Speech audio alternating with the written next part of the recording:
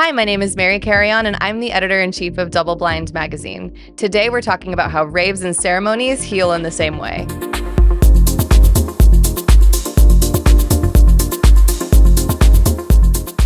So if you've ever been to a rave and you've had that experience where the music is hitting, you look around, everyone is dancing and experiencing the music, and your friends are there and everything feels so whole. For the first time in ever, you are just able to release everything, and then you start crying. The bass drops, your DJ is hitting, everything is perfect. And you leave that experience feeling healed. Well, now there's actually a scientific explanation for why this happens. A new study published in the journal Progress in Neuropsychopharmacology and Biological Psychiatry found that people with histories of childhood abuse or neglect actually deeply benefited from attending raves and ceremonies.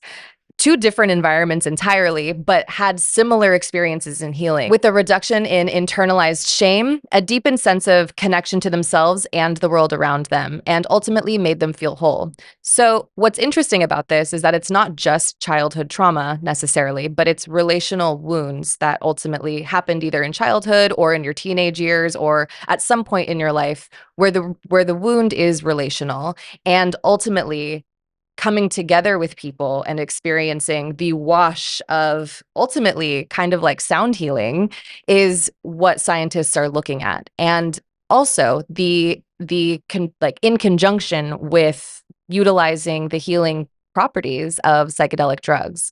And the substances that were used in this study were MDMA. Well, they looked at people who were taking MDMA and LSD and psilocybin at festivals or raves. And they also looked at how people attended ayahuasca ceremonies and looked at the similarities there. Even though they look wildly different on the outside, one is a small, relatively quiet, candlelit space that is very serious in nature. You know, people aren't there ripping their clothes off, jumping up and down, waving their shirts around their head. You know, also maybe people taking shots of tequila all around you, carrying around bottles of champagne. You know, it's much different than that at an ayahuasca ceremony, as we know. However, at a rave or a music festival or some type of event, maybe like Burning Man, for instance, you know, you might see all of the above and more. You might even find an ayahuasca ceremony happening there, but you know, whatever. That's a whole story for a different day.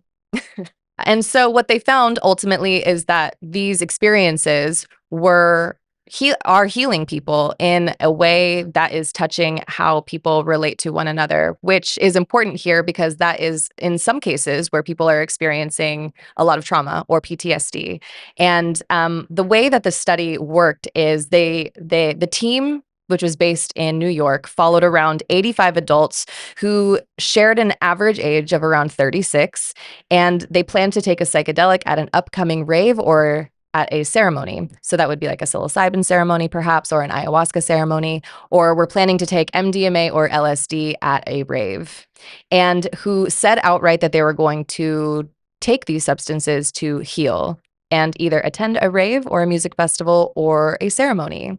And the participants, they were surveyed the month before, 2 days after the event, and then 2 months later. So ultimately, what we're looking at here is a survey. So there needs to be more research. This is excellent preliminary information for people in the research field and neuroscientists to utilize in their studies to figure out how these substances are impacting our trauma and our inabilities sometimes to connect with other people and wanting to heal.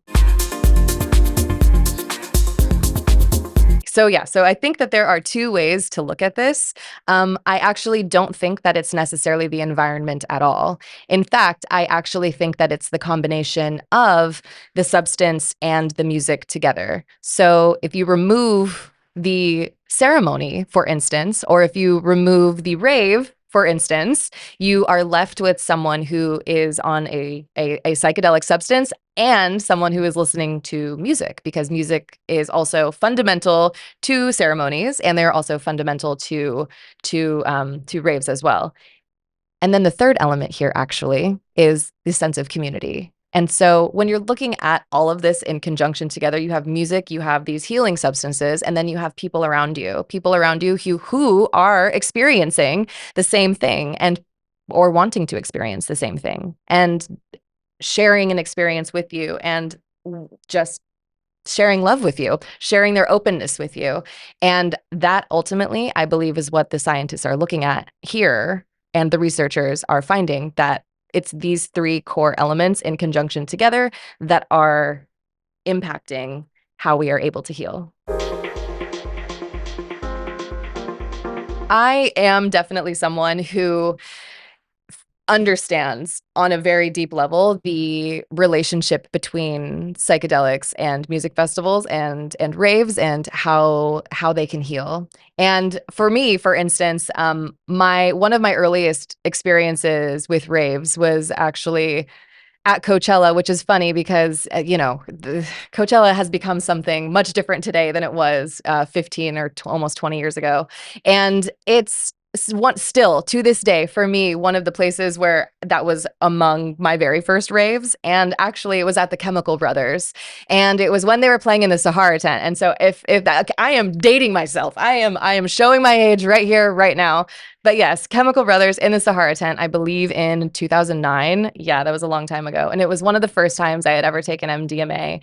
And I had what I think many people refer to as a religious experience. And that was the first time I ever even understood what that was. I didn't know that these substances could even elicit such an experience, but there I was at 19 years old, staring at a dripping tent roof because of all the condensation from everybody dancing, and under the lights and connected with everybody, and also there with my crush at the time. I was like, oh my God.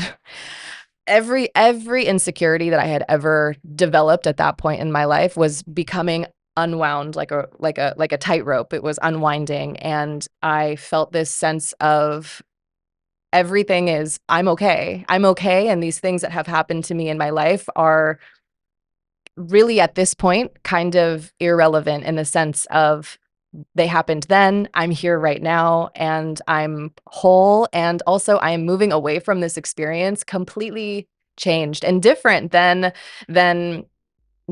everything coming to the Sahara tent that spring in 2009 before the Chemical Brothers. So it was really like I was one way showing up to that set, and then a completely different way having like shook everything out of me and sweat everything out of me on the other side of that set.